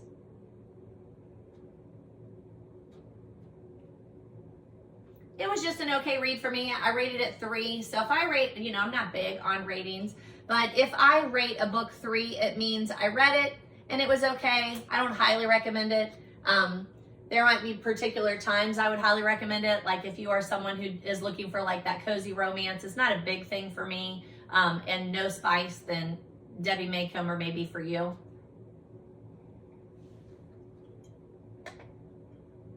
So I also just got an alert on my phone that the snow is coming, and man, you can see it. The wildlife here is going crazy. The birds, the squirrels, they are all over. It's an invasion. But I love it. I feed them so that they do come and see me. So there's that.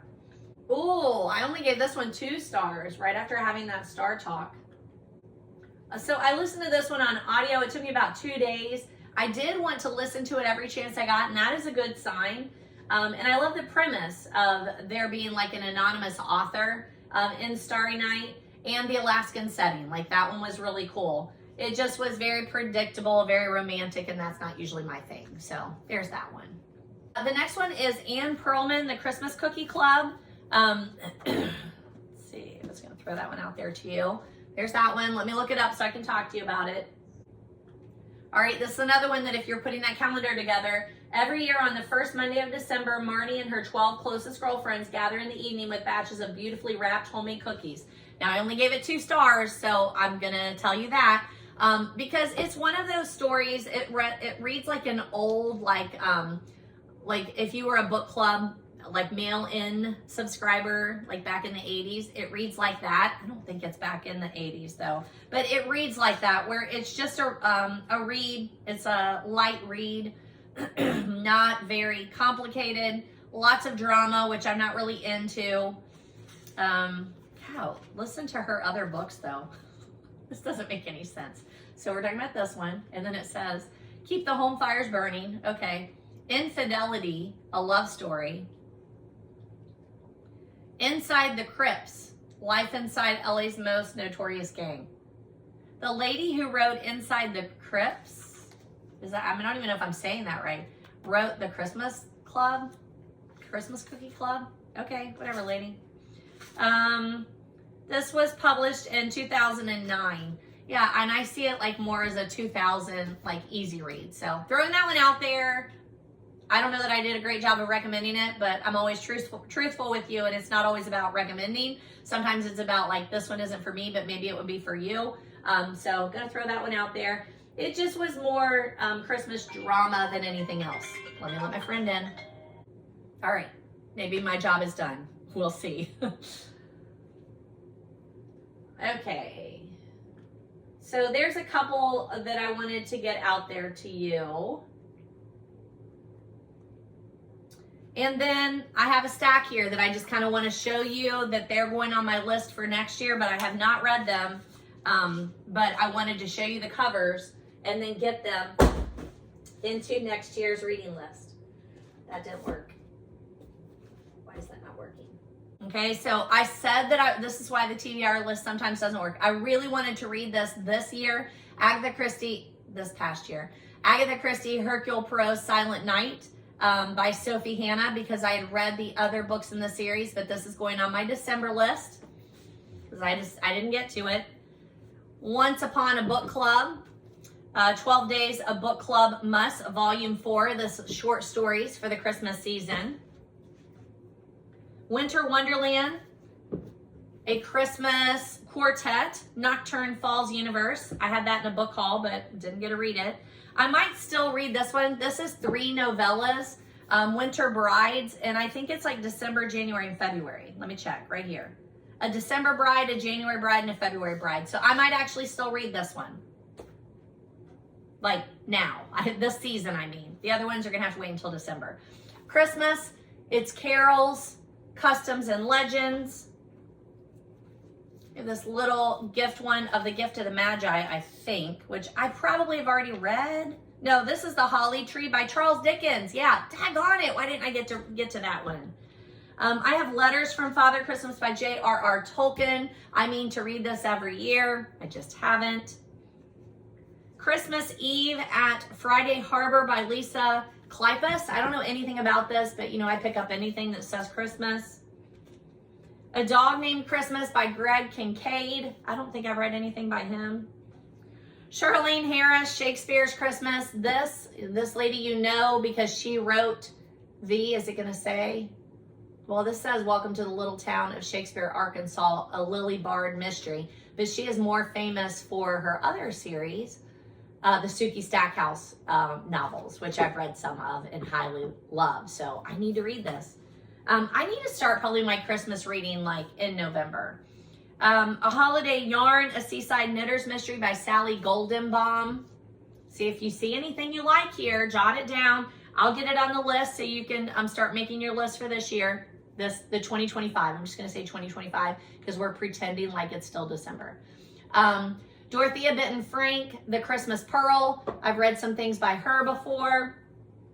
Joanne Fluke, Plum Pudding Murder. I've read some things by her before. Mutts and Mistletoe, Natalie Cox. This Christmas Has Gone to the Dogs. I don't know anything about that, but I mean, with that title and that cover, I'm gonna read it. Christmas on the Island by Jenny Colgan. I've read something by her, and I have numerous books by her to read, such as Midnight at the Christmas Bookshop by Jenny Colgan. And The Christmas Bookshop, so must be a series going on here, by Jenny Colgan. Mary Higgins Clark, The Christmas Thief by Carol Higgins Clark.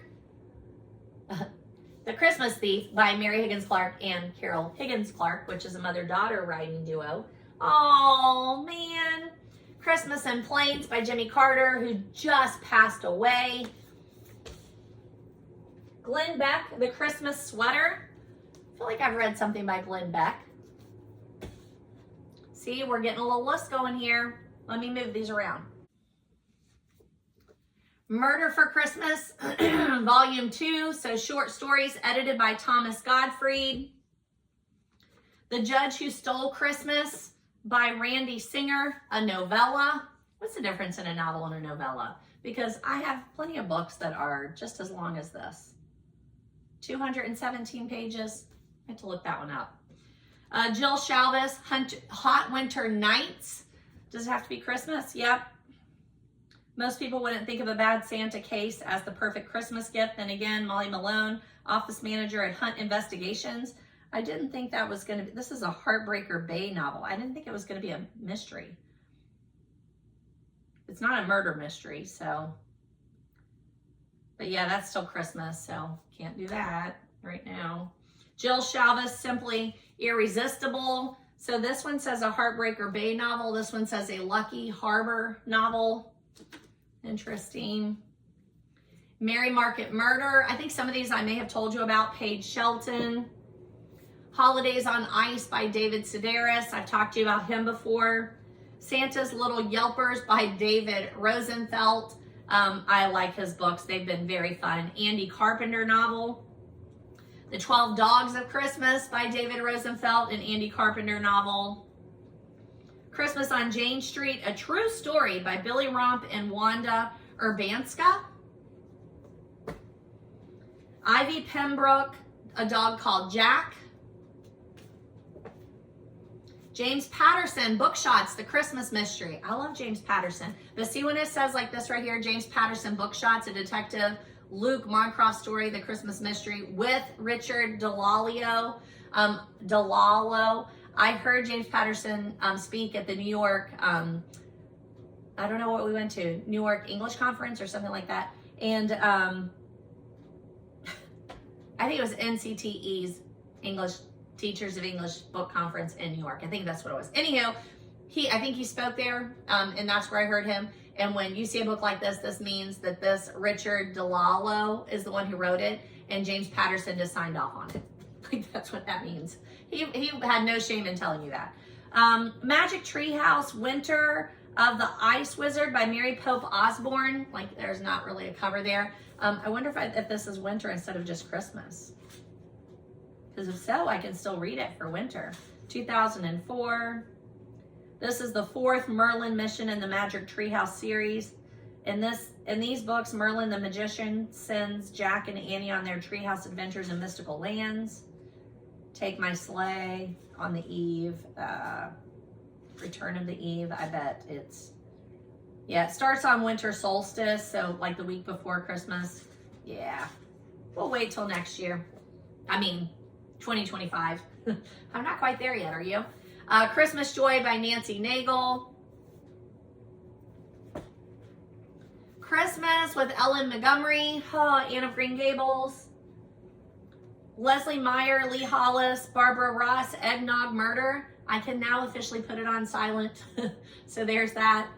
Because he did. I just let him in. Did I tell you that? I just let him into the gate. Debbie Mason, Sugar Plum Way. Debbie Maycomer, again. Mrs. Miracle, which is a Hallmark movie, if I'm not mistaken. Debbie Maycomer, Christmas in Cedar Cove. So there's another one. Was this the first one? Is that how that worked? How did that work? Is it going to show me? Cedar Cove. Oh my gosh, no. There's like 1, 2, 3, 4, 5, 6, 7, 8, 9, 10, 11 Cedar Cove Christmas. This is Christmas in Cedar Cove. There's a Cedar Cove Christmas. Why would you ever do that? Why would you do that? So she has a book called Cedar Cove Christmas and one called Christmas in Cedar Cove. Debbie, you're losing me. Debbie Maycomer, Angels at the Table. See, if I start reading these and then I'm like, like I will pass them on. These would be good ones to put in a free little library, wouldn't they? Because some people would really love these. Debbie Maycomer, Call Me Mrs. Miracle. Hallmark Channel original movie. See, I think I would like that. Debbie Maycomer, The Perfect Christmas. Boy, Debbie, I hope I like you because somehow I found a lot of your books. Debbie Maycomer, 12 Days of Christmas. We'll see. They might also be good audios for me. Like my audiobooks, I like to be a little lighter because I'm usually listening to them while I'm doing something else. So that might be a good way to tackle some of these. We'll see. But these are all going on that 2025 seasonal reading list that I'm going to talk to you about in the next video. So make sure you like and subscribe. Get notified when the next one gets posted. All right, give me a minute. All right, I'm sure I'm going to miss some of the bookish gifts I got because, you know, when you're filling out like your Secret Santa papers, or for my friends or family, everybody knows I'd rather be reading. And so I get so many bookish gifts. And I had a few from students, so I'm going to need to like bring those or take a picture. I have a picture. I'll share a picture. One of my students gave me this wooden thing. You've seen them, like you open the book and it like, it's like holds your book, the place, it like looks like that. And it's got like a little place to set your drink beside it. I kept it at school and she gave it to me like beginning of December, and I love it. It's so lovely. Now Stella wants out. Stella, sit down. You're just bored. Hey, sit. You do not need to go outside. Not right now. So I'll share a picture of that. I got like an ornament that looks like books, which was lovely. But my sister gave me these. Why don't I take them out of here so you can see them? They're Great Gatsby earrings. Aren't those lovely? Super cool. So they look like the little Great Gatsby books. They're on wood, so gonna really last there. Really love those. My sister also got me this Fox journal that's etched. This is wood. I don't know if you can tell that or not, but it's wood. And then it has this page behind it, and then this page behind it, and then that. So it's kind of layered. It says it's from Rustic Logic. Yep. I'll put a link below because I did find a link because I thought it was super cool, and some of you might want to get a new notebook for the year. I think it's like B5. Is that what it's called? It's an A5. It's an A5, I think. It has plain paper. It's not ruled, but it's beautiful. I already have a notebook to start off the year, but I always like to keep a spiral notebook going throughout the year. So this is the perfect size for me. So throwing that one out there. And then, let's see, all these book plates. So when I was at that extended Lovin' Family Christmas, my husband's cousin said, hey, I saved these for you. It's Barnes & Noble book plate sticker labels, 8 assorted sizes and unique designs, customizable. They're beautiful. She said, I buy books, but I don't keep them, and I know you do. So how lovely are those? And for someone to think of you is just always nice. And then my friend Stephanie got me this Advent. Let's see if I can find, there's a little, here we go. This Advent gift, book Advent gift from Etsy. It's called High Valley Paper Company. It was ordered on Etsy. There's a little, if you can get in there, you can get that QR code. But it's DaShannon, hope you enjoy your Advent calendar. And it was an Advent calendar for bookish people. She said you put in like a couple of things that they like, and then they just make this. So it came like each day had a sticker with the number on it, and it might be like an envelope or a little wrapped gift. And it came with this ephemera, and the ephemera has like bookish things on it, some little note tags, some paper, like super cute. These that had cocktails on them, because she said I put on there you like cocktails. Well, yes, I do. Thank you very much. These note cards, because she put on there I like Gilmore girls. It says, you're the Lorelei to my Rory, and you can see it's like hand lettered. That's lovely. I love note cards too, stationery of any kind. Here's a little spiral notebook, and it's got my name on it. They personalize things for you. There's a little reading list bookmark. More little note cards, some that have my name on them. Like, I don't really understand how that works. I don't know how they do it. Maybe they do one and then copy it. I don't know, but either way, it's amazing. I love them. Note cards with my name on them. Some blank note cards. Right? Yes. A couple of blank note cards, which I will stamp up. Oh, because she said I also put on there that you like stamping. So some blank ones for me to do. Here's another spiral note card, another B5 or A5. So I've got enough to get me through this next year, I think. This one has my name on it too, but see how I think it's the same size. I'm pretty sure that's called a A5, pretty sure. It came with these gel ink pens. which I've already tried to use. And did I see it says Zingma, and they're 0.5 millimeters. If you're a pen person, if you know, you know. But those are gel pens, which are lovely. Whoopsie. Where'd that, oh, I'm like, what is going on? Didn't have my lid on there. I got my nails done for like the first time since the wedding, because I kept saying I was gonna grow them out on my own, and I just cannot. So they are lovely for your video today. They're in a nice New Year's blue sparkly. Still an absurd amount to pay for nails. And it can't be terribly environmental or even healthy the way that they do it. But sometimes I gotta have a refresh. I have to give it a minute for my nails to grow out because I cannot do it on my own. A little bookmark, some washi tape. I love washi. Again, if you know, you know. Three of those, a couple more. And some page flags. Gotta love some page flags. I have already used them. But this was all that advent calendar, and that was my gift from her. And I just thought a lot of you are really gonna love that. Or if you're already like me, making your list for next year of what you want to get people, like I'm not the only one, right? Like I already have my list going for, oh, I didn't get a form this year, I'm getting that form next year. And there's a Google Doc that has like, here's the gifts I'm getting for who already for 2025. So throwing that one out there. Now my mom got me a blind date with a book. So again, I'll put the picture up here, and it came with a gel pen and a highlighter, and then the book. It might have had some other stuff in there, maybe a bookmark, and that is in here somewhere. And it was like smutty romance. I know from my mother. My sister picked it out, let's be honest. Whew, got the sneezes. And it was an Anna Hong, I think is how you say her name, and I've been wanting to read it. I bought it for Hunter, my daughter-in-law, to read, and I don't think she's read it yet either, so I'm gonna read that one. And it's in the book haul, so I'm gonna do that one next. Let me grab those.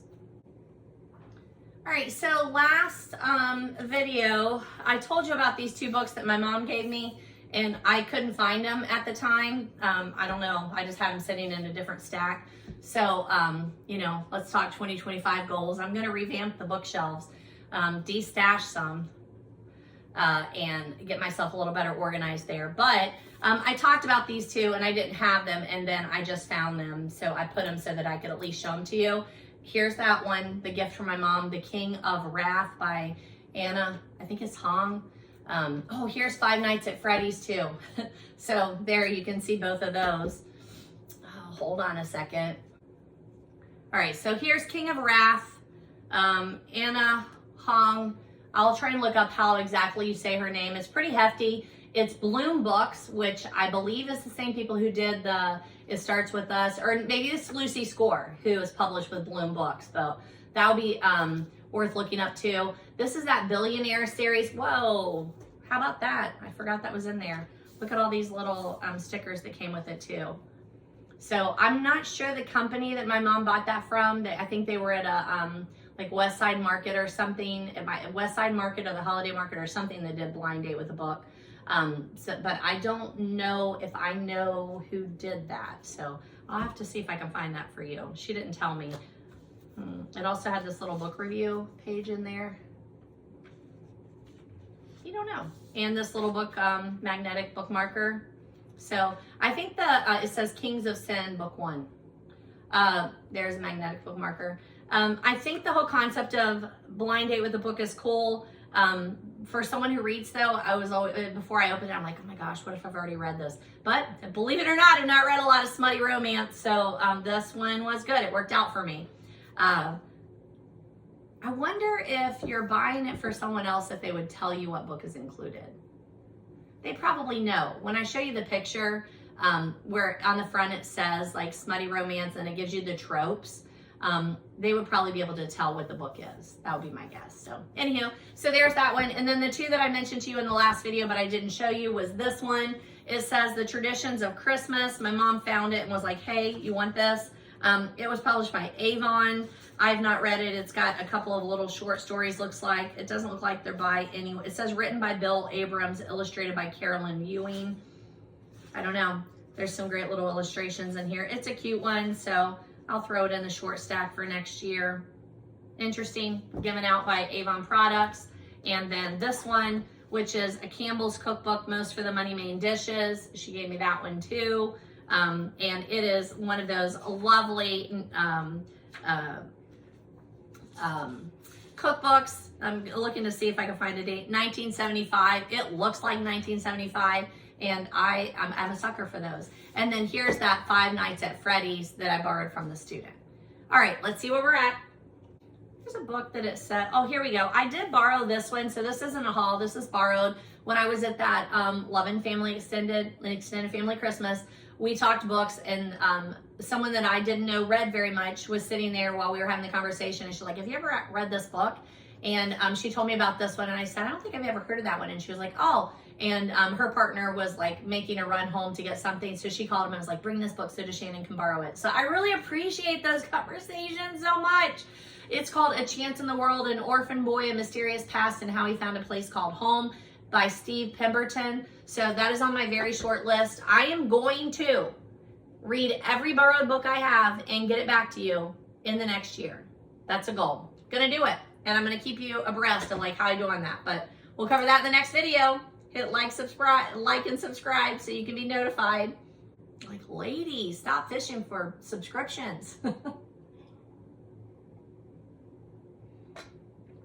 All right, so independent bookstores over the holidays, after Christmas. No, it was still before Christmas, I think, but we had already had our Christmas like at the weekend, and then I went to my sister's on that Monday, and we were supposed to be crafting, but we ran around, went to get coffee, and then we shopped around, and then I went and got my nails done, so we didn't get a lot of crafting done, but it was a great day. And we went to Hiaasen, Ohio, and Hamilton, Ohio, which is ever close to where my sister lives in Coleraine. And we went to Enchanted Novelties bookstore in Hiaasen, Ohio. I had not been there, and I saw their social media profile, and it looked amazing, so I really wanted to visit, so we popped in there. New books mainly, but they do have some used ones too, and I found this one in the used section, the sequel to One of Us is Lying, One of Us is Next by Karen McManus. I need to read this book. It's super popular in my classroom. And then in Hamilton, we went to this store, Arius and Fos Botanica, for all your mystical needs. They have a back room that's just for Gothic. There's stuff going on here. I'm sure I have absolutely no idea what's going on. But wow. Wow. They also had tea that they make their own blends. I bought some tea, candles, coffee, clothing, not just Gothic clothing, like some just weird novelty, unique stuff. But yeah, there's some signs on here. I'm not quite sure what I stepped into there. It was interesting. So throwing that one out there. And then here's that Enchanted Novelties bookstore. They had that's what their symbol looks like. They're on Facebook and everything. But I got this book. It was used for $10. And again, just supporting a local bookstore. They had a nice selection of new books too, but I just didn't see anything I had to have. Oh, I don't have them here. I'll put them on the thing for next time. I also bought, it was like from Molly Moose or something like that. They're like book Post-its that you leave reviews. I'll put that in the next video for you, okay? Another little teaser for you to come back. But I did buy that there too. That was nice. I've talked to you about Karen McManus. One of Us is Lying before.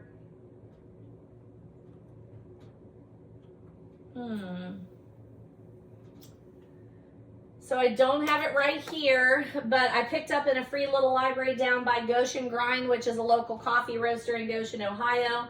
Dorothy L. Sayers, are you kidding me? Like, it was Friday or Saturday. Oh, Saturday, I think, over the last weekend. We had a funeral, and then we had to go pick up my photos, so we stopped to get coffee, and then we were going to the Lovin Family Christmas. And so I don't get to go to Goshen Grind that much, but I really do like them. and they had a snowman latte, I think is what it was. It was really good. And then they had put in a free little library out front, which I love little free libraries. But my husband, we were like in the truck, which is huge, and he was going through the drive-through. And so we got through the drive-through, and then we're sitting there waiting for our drinks, and I grabbed 2 books out of the back because I had a box of books that I still need to go over with you, that book haul, which is ridiculousness. But I grabbed 2 books, and I said, I'm going to run to the free little library. He was like, no, duh. So I ran over there, and they had a Dorothy L. Sayers. It's called The 9 Tailors, a Lord Peter Wimsey, which I've never read before, any Peter Wimsey or Dorothy L. Sayers. I've been wanting to. She's been on my want to be reading list, but I haven't done it yet. So I'll be showing you that because I did start reading it. So I'm currently reading that one, but I need to read my Agatha Christie for Friday night, and I have a January book club book, Cradles of the Reich, that I need to read, and I'm afraid that one's going to take me a bit, so I need to read those 2 first and then do fun reading after that. But I picked that one up. A couple of other free little libraries, but I can't quite remember where. I really try hard to keep track of where I get books when I'm talking to you about them, but sometimes I just don't. Sometimes I just don't do a good job of that. But these 2, I think these 2 came from the little free library that is close to the Birdie's Coffee Cafe in Norwood that I stopped at when I had a doctor's appointment back at the beginning of December. I'm pretty sure that's where these 2 came from. Actually, maybe these 3. And there were like 2 different free little libraries that were in that area. One that was right there by Birdie's, and then one that was like a street or 2 over, pretty sure. But I specifically took books with me that day to put into free libraries because I knew I'd be running around that day by myself, so I can just stop and hit the free little library, the app, if you have the app, and find the ones that are close to me. So I picked up this, my dad says. I've heard of this before. It's by Justin Halperin, and I think he started off on a podcast, pretty sure. Yeah, here we go. After being dumped by his longtime girlfriend, 28-year-old Justin Halperin found himself living at home with his 73-year-old dad, Sam Halperin, who is like Socrates but angrier and with worse hair. Has never minced words, and when Justin moved back home, he began to record all the ridiculous things his dad said to him. And so they're just, I think, little quips, and then it is like a novelization, like a journalistic piece. So I think that would be a fun one to read. Like I said, I've heard of it before, and I often say, my dad will say something, I'll be like, where'd you find that in your book of little known facts? Because he will say the most ridiculous. For instance, driving him that day after, the Monday when I was on my way to my sister's. I always pick my parents up. They're on my way. Pick them up. I drive. My dad's driving is awful. And we are merging onto the highway. And the guy just will not get over. Will not merge. Like, it's one thing if there's so much traffic, like I know it's my job to merge in. There's no traffic. It's just the one guy going right beside me. There's a whole lane over here. Get over. Get over. So like I'm losing my mind, yelling at him, whatever. And my dad says, now, DaShannon, that's illegal, right? What's illegal? For him to get over. You have to merge. It's illegal for him to get over just to let you on the highway. It's called merging. You're allowed to change lanes. So, like at this point, like I've had a lot of my parents over the holidays. They were here for our celebrating Christmas over the weekend. They came back Christmas Eve to play cards. Dude, move over. There's no way that's illegal. I don't know where he gets this crap. I don't know where he gets this crap. Sometimes I look it up and he's right. Like there's true. But a lot of it is like something that he heard someone say it 50 years ago and like he notes it down as truth and then repeats it for the next 50 years. No, that's not illegal. I don't know what you're talking about. Or maybe it is. Tell me in the comments if you're a police officer and you know that it is legal for someone to move lanes so I can get onto the highway. Whatever. So I think that one would be fun. And then I picked up both of these, which I have read both of these. So these are just copies of books that I've read. The Helvetica and Back, a dangerous type mystery. This is the first in the series. I read this with the Killing Time with Cozies YouTube group that I talk about from time to time. Is by Paige Shelton. I've already given you a review of this book. And then Bookman Dead Style, a dangerous type mystery. I think this is number 2 in the series. Pretty sure. Yeah, this is number 2 in the series, and I've read this one also. It's January, so you can put it on that yearly list. I need a word for that. The chronological list? I don't think so. Calendar list? Calendar reading list? Calendar reading list. It's January, and the Star City Film Festival has taken the Utah ski resort town by storm. Movie stars are everywhere, carving fresh powder on the slopes and crossing the thresholds of bygone alleys, charming boutique shops. So if you need a cozy mystery, this one's set in January. Pick it up and read it. It was fun. I enjoyed this series. I like Paige Shelton. I think that I like her more in some of her other series. She has the Farm Fresh series and another one. I don't know if I just saw it listed some. So this isn't my favorite series by her. Farmers Market Mysteries, Country Cooking School Mysteries. I thought she had another one that I liked, but it's a fun one. It's a good one. So I picked both of those up in the free little library. I don't see them here, so I'm not sure where exactly they got to, but a couple of other books I picked up for Christmas. And so I will be showing them to you when I can find them. But Barnett, Where the Fire Falls, a vintage National Parks novel, I picked it up at the Naughty Dogs bookstore which is an independent bookstore in Little Nashville, Indiana. I picked it up and then I let my mom give me that for Christmas because I had to come up with like X amount of dollars that she would spend on me for Christmas. And instead of coming up with something new, I'm like, here, like this is what I got. And then Berlin, the Rory Gilmore reading challenge by the Gilmore Girls reading challenge. And those are here somewhere, but I don't know, I can't put my hands on them right now. But I picked both of those up. So I'll be showing you some of those. Oh, in that little Advent thing, I forgot to show you this. There was a candle. Smells like she's been reading again. Sandalwood Rose, hand-poured small batch, 100% soy candle, 2 ounces. By High Valley Paper Company, Z's Garden and Greenhouse. Handmade in Carnegie, Oklahoma. Reusable cap. Reusable cap. Reusable can. Oh, yeah, that's a great little size, too. So that'll be our next candle that we burn after we finish Snowed In. My new copy of Ohio Schools came in December, January, so that's on the short reading list. If you are a union teacher in the state of Ohio, that's our magazine. I picked up a copy of the Cincinnati Magazine when I was out running around in December. I love Cincinnati Magazine. I don't want to get one more subscription, but this was $5.95 and it's the December issue and it's the 2024 Best of the City, 92 Ways to Love the Queen City. So I thought that was worth it. So I picked that one up and I have that on the short reading list. I love looking at those. So when it says Best of the City, it's this, right? I don't think you can get this list online, but it's got lunching, like where you should eat on certain days of the week. Okay, here are some of the headlines. Worst goodbye, Joey Votto retires. Pickleball spot, rock camp, bare bones deli, public staircase, bike fitting service, ravioli sheet, that's what it says.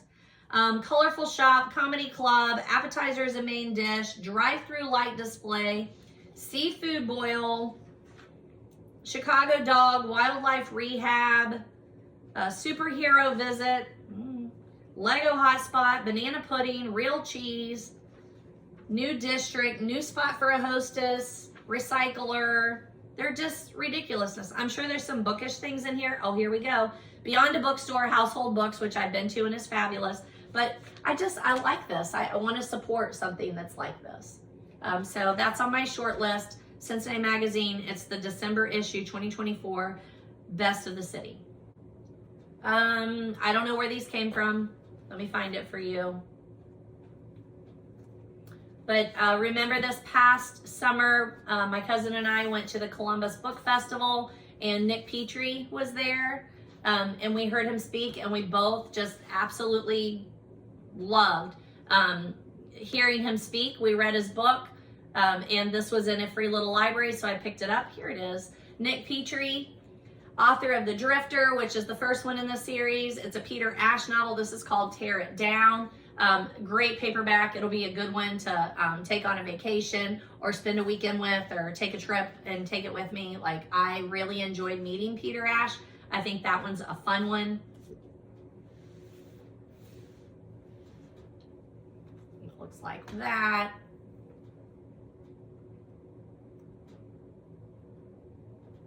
I picked up another copy of It Was on Fire When I Lay Down on It. I've talked to you about Robert Fulghum several times. I just really like the guy. I've read this already. There's already a review out there. I think I have a copy, and I think I probably have a copy in my classroom too.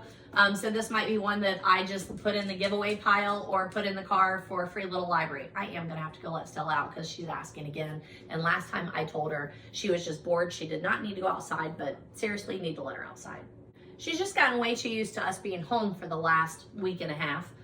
She's eating all the time, always asking for something to eat, when she barely eats in the morning, and then she'll eat when we come home on a regular like work schedule. But now it's just like every time she comes in, she goes over to her bowl and sits there. Like, this is not what we do. We're so totally off the schedule, but it's fine. The other thing is that our neighbor, and I've talked to you about the neighbor before that lives back here in A-frame, he has two dogs that she loves to play with and terrorize, and they all, like, you know, where we spend a lot of time together. They moved. So he kept the house as like a vacation home. That's what he told me back in the fall when he told me that they had bought a house in a nearby town, which actually it's the town that we teach in, which is weird. But the car is still there. It changes every once in a while, but he has not had the dogs out in over a month, at least a month. And Stella's depressed. Like, she just sits here and stares. And I know the feeling. I don't understand. Like, they just left. It's so bizarre. Here's that 9 Little Tailors by Dorothy L. Sayers that I picked up. Look how great that is. Isn't that a great one? So I've started reading that one. That's on my short reading list right now. What was I looking for? Oh, because I got up to let her out. Okay. Some of these may have come from half-price books at this point. I don't know. I didn't keep a good list for where these came from. But Chris Crutcher, Staying Fat for Sarah Burns. I talked to you about Chris Crutcher, Iron Man. I mentioned Staying Fat for Sarah Burns, Whale Talk, Athletic Shorts, Running Loose. So I'm adding some of those reviews, but I know I mentioned it to you. But it had a good reads, but I did not have a copy, and I haven't really talked to you a lot about him. So I just want to really quickly, middle grade to high school, mainly high school, Chris Crutcher, excellent author. But he wrote more in the 80s to 90s, I would say. This one's 1993. And then, you know, I'm probably retired. Like, his latest one may have come out in like 2000, which I haven't read it, but I really like him. I would highly suggest anything that he writes. When I have kids that are asking for, when I have students that are asking for sports fiction, I recommend these. I think all of his protagonists are guys, high school guys. They all have something to do with sports, but the story is always way beyond the sport. And this one, there are two friends. They're both outcasts. The main character is overweight. He is just huge. And then the girl has been burnt in an accident by her family, if I'm not mistaken. And she's scarred. So they're friends because they're both outcasts. And then he just goes through some changes, and he decides to, you know, lose the weight, and he joins the swim team. And he, you know, I'm sorry that it's like this, but it is. Sometimes when they undergo those changes, their personality and the people who will be around them, and they make new friends, and they're just different people. And so they start growing apart, and they have to figure out how their friendship that has been based on them both being outcast changes when he's not an outcast anymore. It's a lovely book. Sarah Burns is dealing with the trauma of what has happened to her, and that part comes out in the novel. It's so good. I highly recommend it. I highly recommend any of Chris Crutcher, and I want to read all of the rest of his books. So I went to the Loveland Goodwill. Like, I did a lot of running around in December. I had some dentist appointments. I had some doctor's appointments.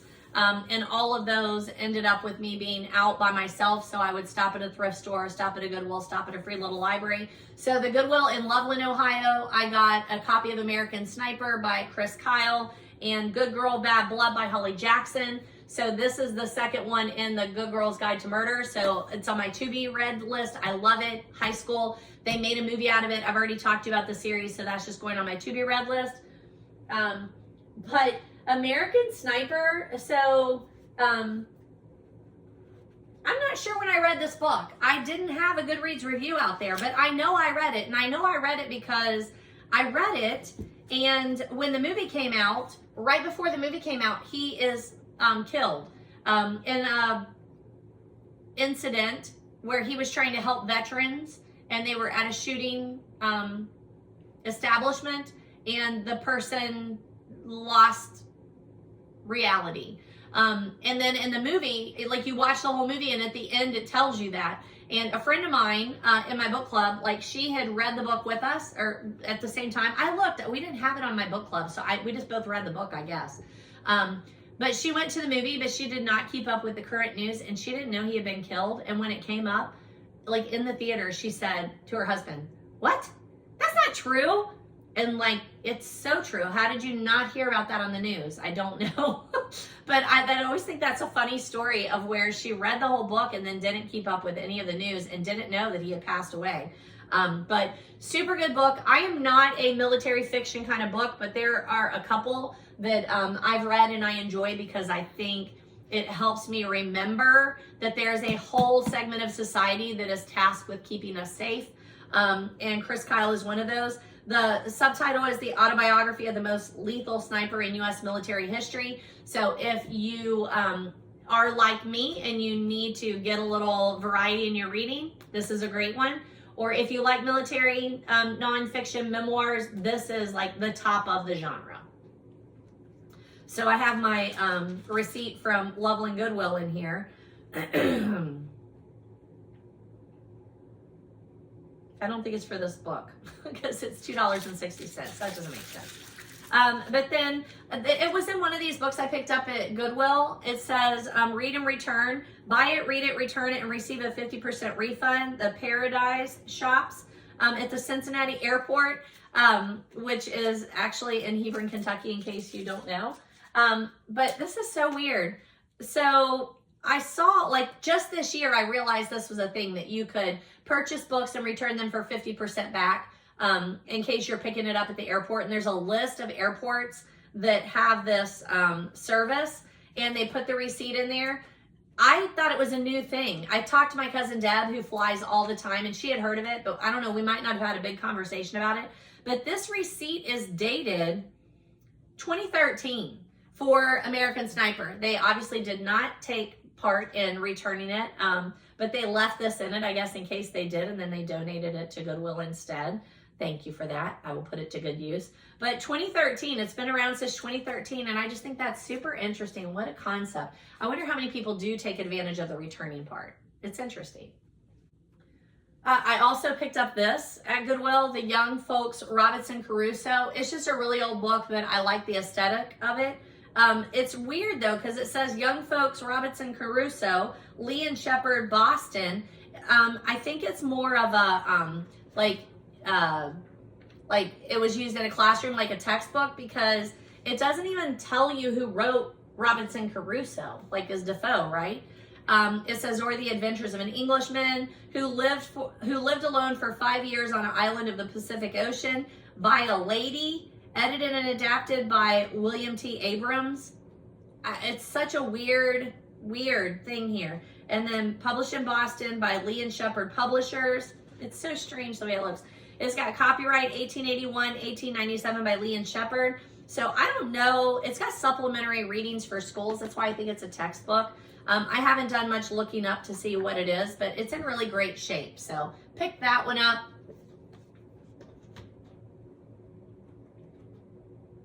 I went to the Half Price Books in Mason. I was there to meet a friend for lunch, and I picked up a copy of The Girl on the Train by Paula Hawkins. This sent me down that hole of the difference in Rachel Hawkins and Paula Hawkins, which I have confused so many times. But Paula Hawkins wrote the thrillers like The Girl on the Train, whereas Rachel Hawkins wrote a thriller, The Wife Upstairs, but she also wrote young adult fiction like Hex Hall. So I don't know, it's weird. I have talked to you about Paula Hawkins, and I think I even suggested Girl on a Train to you. It's a psychological thriller, so I won't spend a lot of time on it, but I do highly recommend it. And it's one of those, I don't think I had a copy, but if I do, I'll put that in the classroom. I think you could put it in the classroom for upper level readers, or I would just pass it on. I think my daughter-in-law would also enjoy this book. She likes psychological thrillers too. I've mentioned a couple of other Paula Hawkins that are on my to be read, like Into the Water, A Slow Fire Burning in the Blue Hour. I picked up a copy of Lockdown. This is the first one. I just talked to you about this pretty recently. The first one in the Escape from Furnace. It was $2 at Half Price Books. Alexander Gordon Smith. So I can't remember if I have a copy here. If not, it goes to the classroom. And if I don't have it in the classroom, I will keep it here, but I will loan that out to the classroom because that's an easy recommendation. I picked up another copy of Hook, Line, and Sinker. I have a copy of this at home, but it was $4, and it's one of those that when I read it, I'm wondering if I might want to put it in the classroom, but I don't know if it gets spicy. So if it gets spicy, not going to do that, but it would be an easy one, again, to pass along. I think my daughter-in-law also reads Tessa Bailey, so I just couldn't pass it up for $4.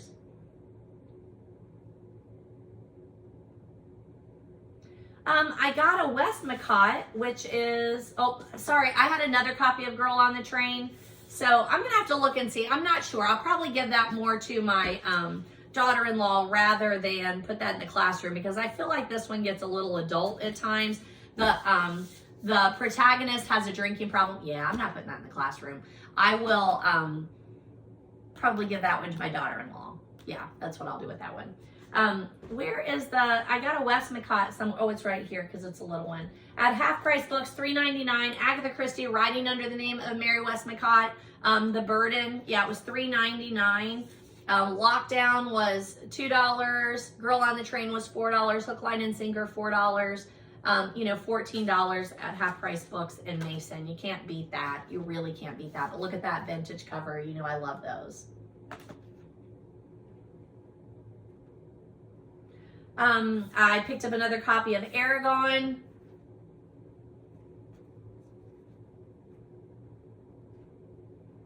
I had a Goodreads out there for this, but I don't think I've ever talked to you about Aragon, which is weird. I've recommended it in my classroom, pretty sure I have a copy there. So let me just real quick, Christopher Paolini wrote these when he was like 13 years old, like ridiculously great book. Have text features like a map. It's high fantasy. This is Inheritance Book 1. There were a ton in the series, like 6 or 7. It was published back in 2003. They went on to make a movie that was not good. But Aragon is one of those books that look at it, like it's hefty, but people buy into it. When you find someone who likes fantasy, that's a really good one. Dragons are always a big seller. Middle, intermediate, serious readers, middle to high school. That's what I would say. And then again, if you are an adult who likes high fantasy and you have never read Aragon, you should read this. You should definitely read this. Also picked up a copy of Meg Cabot's Every Boy's Got One. I've read this. I've talked to you about it on the YouTube channel. I have a copy, so I will add it to the classroom if I don't have one there because I love Meg Cabot. I know it's a catchy title because it says Every Boy's Got One and you think you know what they're talking about. You don't. It's a heart. It's lovely. I love Meg Cabot. Highly recommend. Intermediate, middle.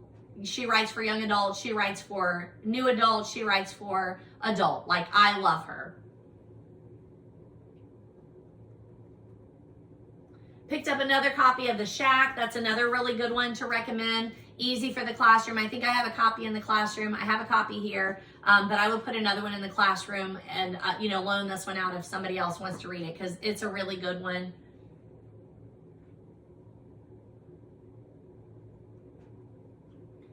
This 101 Best Loved Poems edition is cool. I've seen these before. I may even have a copy of this, so it might be one that goes to the classroom if I can find my copy of it. But just very famous poets. Old Captain My Captain, Henry Wadsworth Longfellow. It doesn't have a table of contents. I know I have this now because I remember being irritated by that. In the back, it has index of authors. An index, why does it have? Index of the poems, index of authors.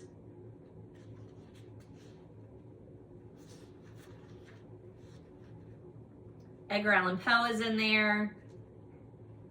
Declaration of Independence is in there. Why? I don't know. Oh, remember, I always like to see what's in here. Here's a Metro card. Hamilton County local days. So from Cincinnati looks like, but we leave those in there because those are always fun. And whatever this is. Oh, interesting. Looks like this belonged to David D. Williams. Date of birth. 1965. We don't know why he's in there, but David, we're going to leave that in there. All right, so pick that one up. Picked up another copy of Left Behind. I have the hardback copies that I like to keep here. You can see it's that series right there. I'm 3 or 4 books into this. I have a copy at school, so that might be one that I put in a free little library. Okay, I think that's it. I want to remind you that this weekend, this Sunday, I'm going to the Book Bus Depot to do that book, the little miniature book ornament that I'm super excited about. It made me really think about my top 10 favorite books. I'm looking because Stella's outside and she's staring as if we're having company. Not that I know of. You never know, though. I read James Patterson and recommended to you the Holmes, Margaret, and Poe series. I did the first one in that series and really liked it. It was a good audio mystery series by James Patterson that plays on Sherlock Holmes, Agatha Christie, and is that right? And Edgar Allan Poe. I think that's it. The name of the series is Holmes, Margaret, and Poe, I think. But the second one is coming out. I plan to read that one. Oh, here it is. Holmes, Marple, and Poe. That's it. That makes more sense. And then Verity, it's been announced that there's a movie. They've been saying like who's going to be in it. So it's Dakota Johnson. So that's a little update. I've talked to you about Colleen Hoover's Verity. And yeah, there's that.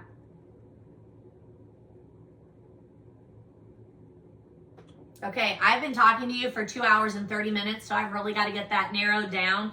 But I really wanted to get those like, hey, here's some books you might want to put on your list to read in 2025 for Christmas. And what I had read to you ending out 2025. So I really wanted to get all that done before I start a new video for the new year. But I'm going to do this one first. And I've got to make some notes on that, the new, 2025 one. What I want to talk to you about, because that one will not be so much book review, but like book goals, that sort of thing. But thank you for following along. If you're someone who found me during 2024 and you've been following along, you're a return person. I really appreciate you. I was telling my husband yesterday, like how much I enjoy doing this. And it just makes for a great community of book chatter. It fills that need for me to talk to someone about books. I obviously talk to my kids. I talk to book clubs. At holiday gatherings, like I was asking everybody, like, what are you reading? A lot of people carry books with them, especially over the holidays, so it makes for an easy conversation. And I just super, super enjoy it. So thanks for coming along on this journey with me. This is episode 55, which is crazy, right? I've been doing this since 2020 when I started because we were all at home. I started it for work and ended up morphing it into less work and more pleasure. And I read and review all kinds of books. So I look forward to seeing you more in 2025. All of the books that I recommend to you can be found for free at your public library. You can utilize Libby to do the audiobooks or the ebooks. That's what I do. I pick up most of my books secondhand through thrift stores, free little libraries exchanges, exchanging with friends, borrowing from friends, borrowing from the library. But I do occasionally pay full retail for a book. And I like to utilize my local independent bookstores when I do that. So it's great to be here with you and have some book chatter this morning. And I hope you come back. Happy reading, folks.